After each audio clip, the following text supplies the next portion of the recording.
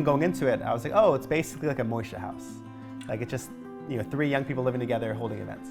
And it's like, and I love Moshe house. It's like one of my favorite, I spend a lot of my free time there. But it's like so much more complicated and more complex than that experience. Because that experience is just a bunch of Jews in the room.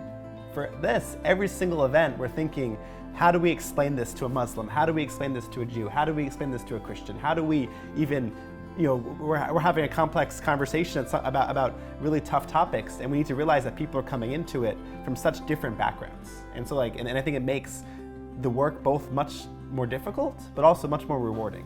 For me, I think it was very different because, unfortunately, I've the whole of our lives back home, we think very political, even in a lot of things. So the first impression that I had was that this is like a very politically charged and politically motivated place.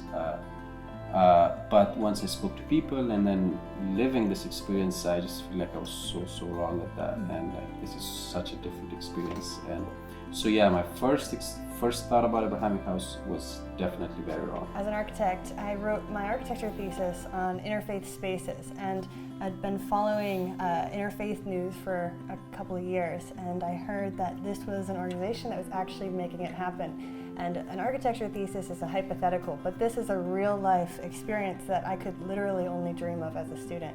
So when I found out it was in DC last year, I came to a few of the events and I was just blown away getting to meet Mo and the other fellows. It's really is transformative, and you can see the community come together. So when the application opened, how can I not want to be part of this?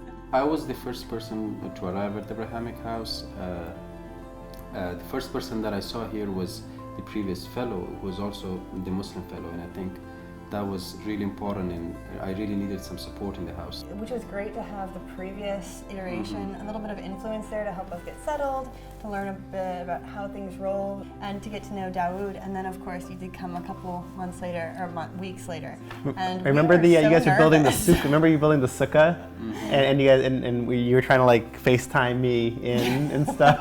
We were so excited for you to come, but at the same time we were really nervous because we'd gotten to know each other for about like 2 weeks, and Hema was leaving, and we were like, who is this kid? What if he ruins the vibe? And so we FaceTimed before that to make sure everything was going to be okay. And I think that made us a little bit more calm. Then we were talking to Mo in the car, and Mo is really good at putting great people together, and he understands what makes for a successful union there. And so he kind of reassured us that it would be a good fit. And fortunately, no holy wars yet. Yeah, knock on wood. But I mean, the point though is none of us knew each other at all. We never met until we moved in together.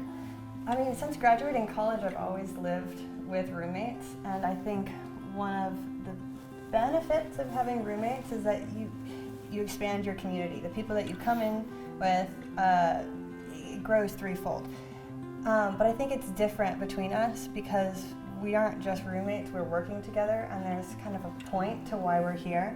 So there wasn't really, for me, there was never really a moment when I came down and thought, oh, Daud's in the living room, I can't be here, I need to retreat somewhere else. Because we've got kind of a focus that we're all oriented towards, it creates a deeper level of interaction, I mean, even right from the start. We're really good friends now, and I think it was a process, and I think it still is a process. I don't think if the first interactions that I had with you, I was like, okay, these are the people that I'm going to be friends with for their life. But little things like we visited Alex's family so many times, or Austen's father came here, and we actually, he took us out to a very fancy place for a dinner. And so those are these little things that we do together, and like that really connects us like very on a personal level. And I think it's just the this compilation of all those little moments that has made us good friends, and I think will continue making us good friends.